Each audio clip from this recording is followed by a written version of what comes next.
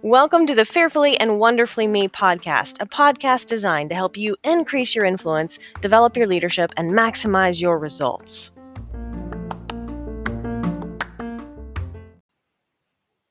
Hello, everyone. Welcome to today's podcast episode on Thoughts Become Things. Or maybe I should have titled this podcast episode, How Do Thoughts Become Things? You know, when we stop to think about it, I've touched on before how what we believe is driving our behavior. Belief drives behavior, right? What we believe about ourselves, about the world around us, about other people is driving our behaviors because our thoughts influence our beliefs. And our beliefs are determining what we say, what we do, how we say, how we do it. Action can certainly influence our beliefs, but most of the time we believe a certain way or a certain thing, and that translates into our choices, how and what we do, So behavior, how and what we do is affecting the results that we get in life. So therefore it's really critical to stop and think about to improve the quality of our life, personally or professionally. We have to improve the quality of our thoughts, our beliefs relative to every dimension of our life. Because if what we're thinking is affecting how we're feeling, and how we're feeling is affecting what we do, and what we do affects the results that we get, it starts with the beliefs in our head, our values, and the thoughts that we have about those things. Because thoughts can become things when you look at it from that perspective. So it's important to number one, increase our self-awareness relative to the beliefs that we have, particularly the ones that may not be true. I think it's Stephen Covey who said we see the world as we are, not as it is. And our paradigm, our perspective, is heavily influenced on our past experiences, relationships, our history, what we've gone through, our circumstances, our environment. There are so many different things that affect how we see the world. But a lot of times we're not conscious about these beliefs or how they got created to begin with. How did we get them to begin with? And so it's important that we do increase our level of self-awareness, and then number 2, work to shift that, if particularly if it's a limiting belief that's holding us back. So really important to think about that. So I wanted to do a kind of a quick podcast episode and talk about who or what is influencing the quality of your thinking, the quality of the thoughts that you have. And I think there are probably 5 main categories that we can focus on, and don't take that as a you need to change everything in your life all at once today. My point in this podcast is to just raise your level of awareness relative to these 5 different categories, and you may just pick one and focus on improving that. So if you're improving some of the things that are affecting your thinking, then you can improve your thoughts, and then you can change your behaviors, and you can improve your results. So starting kind of at that deep level of conscious and unconscious thought, that it really translates into actions and therefore results. So let's start with the first one. And I don't think any of these come as a surprise to anyone. I think when we stop to think about it intentionally, most of us would agree that yes, these 5 different categories can affect the quality of our thinking, our mindset, our attitudes, and therefore that translates into the quality of our life, either personally or professionally. So, number one, first and foremost, the people around you. I think it's Jim Rohn who said we become the average of the 5 people we choose to spend the most time with. So, who's in your circle? Right? That's the people that you choose to spend your free time with. So, not necessarily at work, although it could be at work. Who are you hanging out with at the break table? Who do you go to lunch with at work? Which of your coworkers do you spend a few more extra minutes interacting in the morning, right?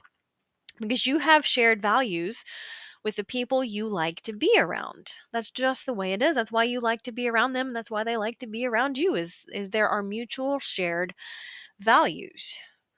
But the people around you are affecting the quality of your thinking. And it's important to be intentional about choosing the people who you are spending the majority of your free time with. And not just at work, right? Particularly the people that you're hanging out with on the weekend, or the people who are your friends, or who you're, going to the movies with, or whatever else, going to a community event, going to a concert, whatever it is.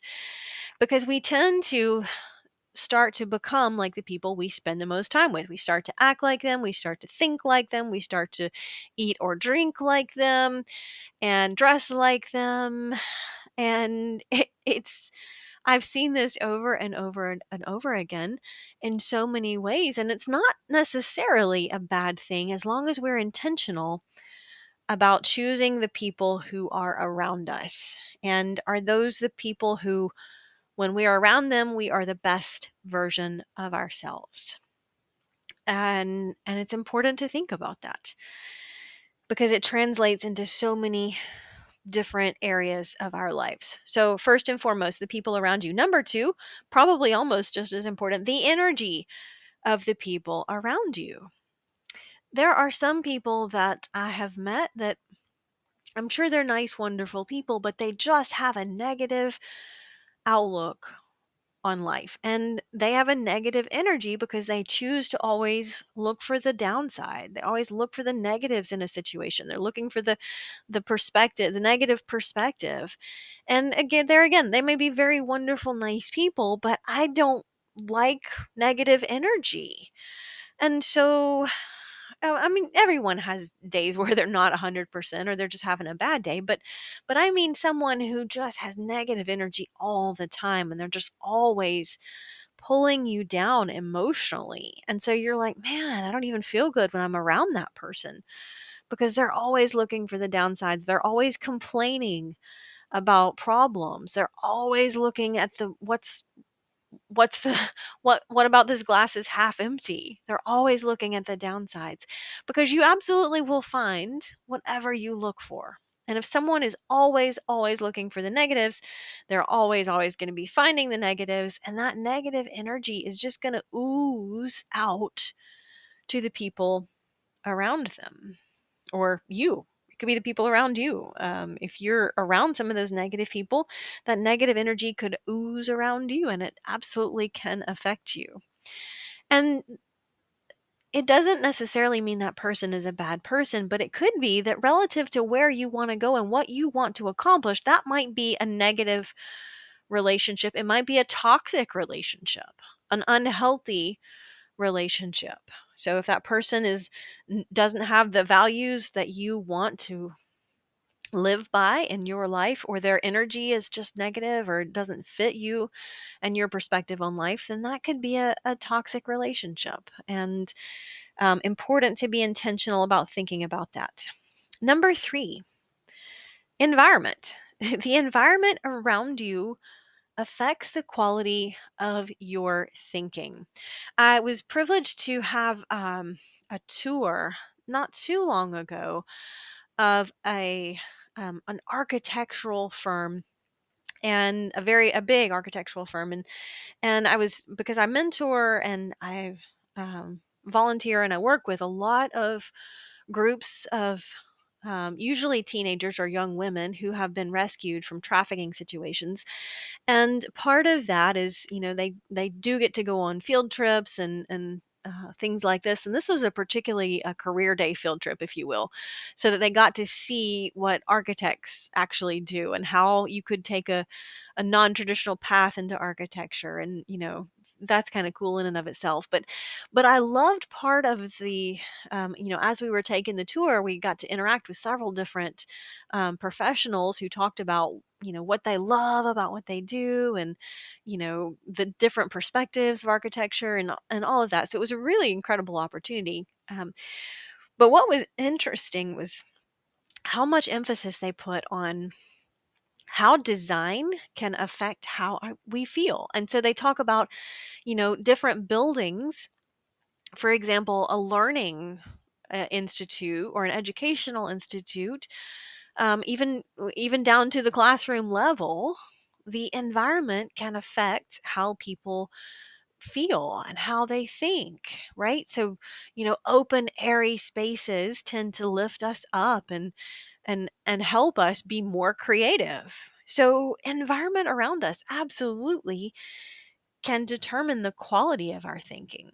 It's one of the reasons, like, when you just feel better when your space is organized and clean. It doesn't have to be perfect, but I know I feel much better when things are not cluttered or just filthy or dirty, but when things are at least organized and clean, then you just feel better and you're in a space where you can be more creative.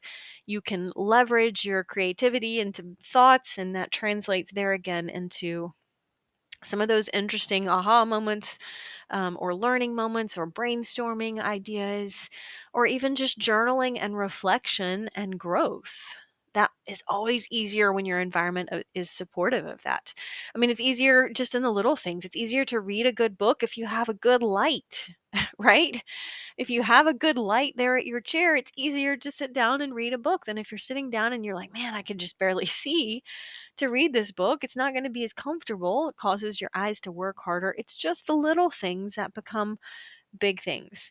So, environment around you can absolutely affect the quality of your thinking, the level of your thinking. Number four, what you read, listen to, and watch. And, this is as simple as what goes in can affect what's coming out. But if you want to feel positive, read positive things, listen to positive music, watch positive TED Talks. Um, because we're not always intentional about what we are putting in to our brains.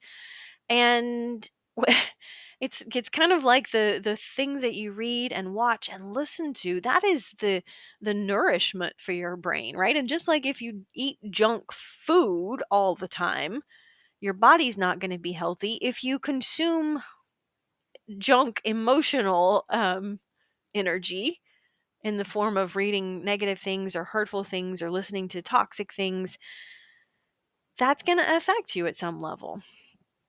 um and Mac and I were talking just the other day, and I was saying, what, I really just, I don't, I mean, I follow the news and what's going on in the world around me, but I don't spend a lot of time dwelling on it because it can be so negative, and it's kind of one of those things that is in my circle of concern. I'm aware of it, it's there, but I can't influence it. And so I need to just not dedicate too much energy to it because I can't affect it and I can't control it. And so if I can't affect it, I can't influence it, I can't control it, I need to be careful not to give it too much of my emotional energy, because all it does is just waste the emotional energy. If I find myself too frustrated by the headlines or the negative news or things that are going on, I just need to remember I can't change that. So I need to focus my energy on what I can change. So for me, I just have to limit the amount of time that I spend just following the basic news and the headlines, because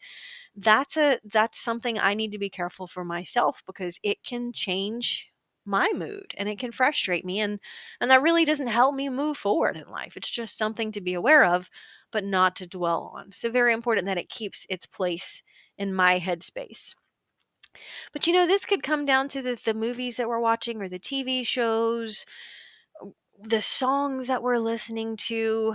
And, it doesn't have to be perfect there again, but just be intentional with some thinking about, man, I don't really feel great today. Maybe something I've watched wasn't a great movie, or it left me, maybe there were some songs that just had some negative lyrics, and whatever it is. My point here is to be intentional about what you're watching, reading, and listening to. And that includes 100% includes social media. Social media can be a great way to connect and to share thoughts and things with people, but it's also a potential negative source for negative energy, right? Scrolling social media can be incredibly unhealthy in so many ways. So be intentional with about that. Be intentional about how much time you're spending just scrolling and just soaking up. Sometimes it can be there again. Sometimes people on social media can be very negative, very hurtful. Okay, and then last but not least, I just touched on this, but our health, our our health is affecting the quality of our thinking because it affects our energy. Our physical health affects the amount of energy we have, and that affects the amount of energy we have to think. I read somewhere about the number of calories that your brain consumes, and it's something like 300 calories a day is what your brain needs to get by.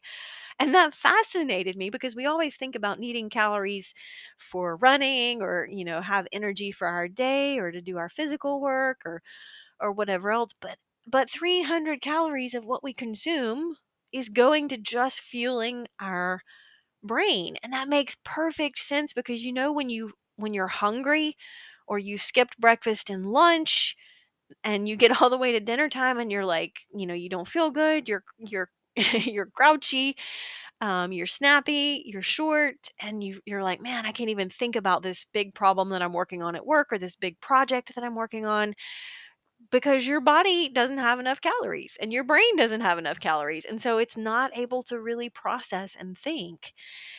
So, but it's not just, not just our calories that determine, but our overall picture of health. How much sleep we're getting. Are we getting enough sleep to rest and rejuvenate our body? Because that can affect your thinking. It can affect the level of your thinking. It can affect the quality of your thinking.